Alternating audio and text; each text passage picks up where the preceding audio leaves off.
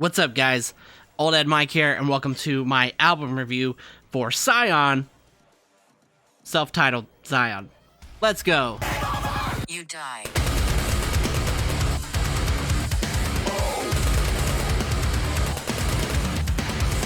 So, is this album pandering to nostalgia?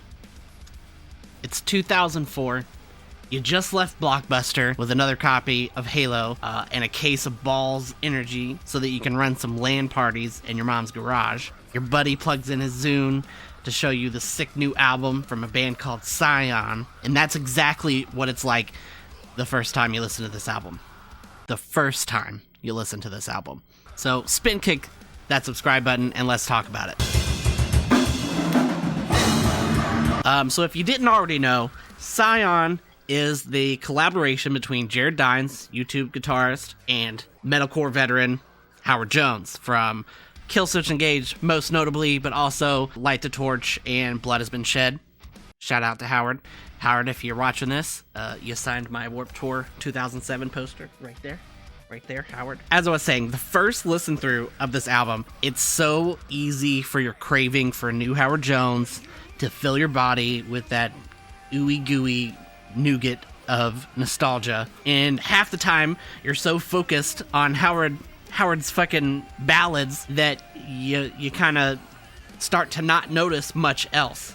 But that's kind of also just how Howard Jones is. His vocals are so powerful, so strong and raw that he just fucking owns anything that he's on. Now, it's when you go back for more listens that magic of the collaboration really starts to hit for me. Now, I noticed a lot of awesome stuff the first time through, but going back, I started to realize how actually heavy the guitars were, a whole bunch of other cool stuff. Once you start learning the words, you start paying less attention to them and start noticing more of the subtleties in the writing and the songwriting and in the guitar work and everything else that is behind Howard. Jared does such awesome work on this album. There's really just so many incredible riffs on this album that are just really fucking get you going. There's a lot of bounce here. Would have been cool if, incorporate a little bit of that gent in there that,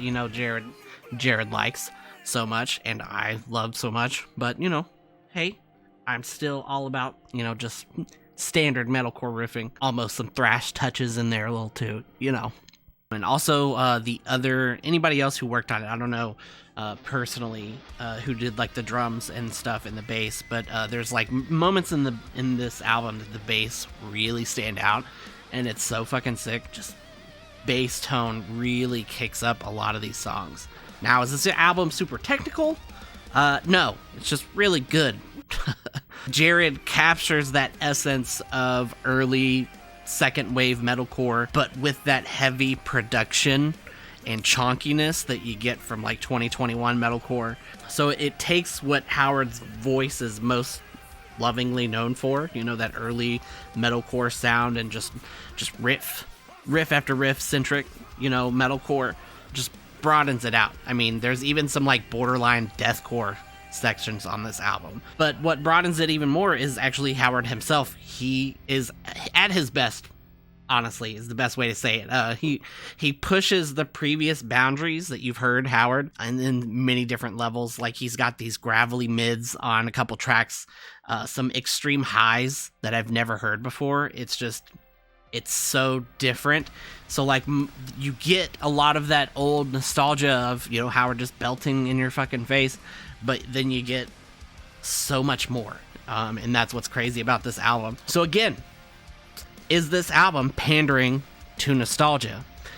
No, not at all. If you think it is, give it another couple listens. Really focus on the music and the instruments behind Howard, and it will make you appreciate it so much more. And even if it was pandering to nostalgia, who cares? Dying Wish and If I Die First are popular for a reason.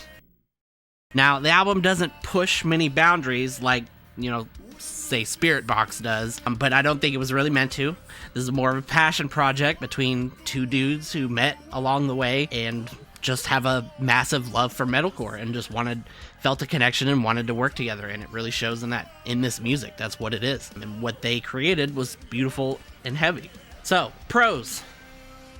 Incredible production. As I said, the bass tone in a lot of song really stands out. The subtle use of electronics throughout the album as well. There's nice little hints of just electronics in there that really make the songs pop. Perfect songwriting, in my opinion. Every instrument accompanies the others, and the vocals together.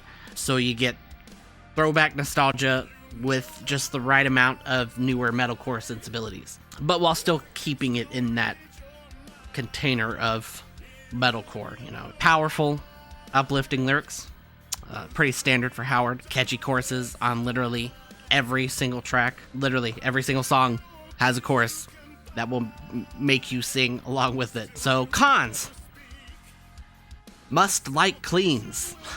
As I just said, catchy choruses on every track. So if you don't like Howard's vocals or cleans in metalcore in general, I'd still want you to listen to it because you're wrong, but, probably won't like it if you don't like singing. Absolutely zero Jared Dine's 20-string gent stick. Come on, Jared. Where's the jaunt stick at? And my last con is ending track placement. Placement, not ending track, okay? Inside the Hollow. Softest song on the album. Great emotional track, complete with acoustic guitar. Very solid track, but the placement of it as the last track on the album kind of throws off a little for me.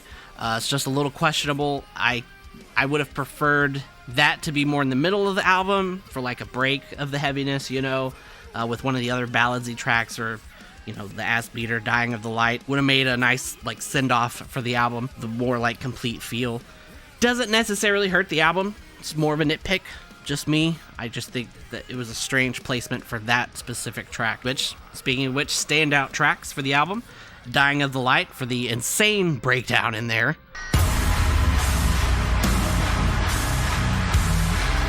Arguably the heaviest song I've ever heard Howard be on. Something to Live For a fast, aggressive throwback song. Buried Alive and Wide Awake is my favorite track, currently, at least, for its really cool bluesy guitar work. So what do I rate it? Obviously, this is a 10 out of 10, boys. This is just amazing metalcore. You get that early feel that a lot of bands, shied away from and changed, and some bands are going back to, and you get a lot of that nostalgia, but with, like I said, newer sensibilities in there, and that newer production that just really elevates it so much more, and Howard just pushing his vocals the furthest I've ever heard him go. So this is a 10 out of 10, absolutely. I cried in several of my videos. I love the album. Is it my album of the year? I'd say right now it's tied for it with Spirit Box. I haven't decided yet. I need to spend more time with Spirit Box, and there's so many more albums this year that I haven't listened to yet. But I can guarantee it's going to be in the top 5, 100%. So stay tuned for that list whenever that comes out. Let me know your guys' thoughts on the album. Again, if you haven't listened to it, stop what you're doing and go listen to it, and then come back and let me know what you think. So again, make sure you spin kick that subscribe button and come by our live streams that we do here on the channel Friday nights, 7 p.m. Central Standard Times, where you can request some music, drink some beers with us. Other than that, that's about it. Old Head Mike signing off, reminding you, never too old for this.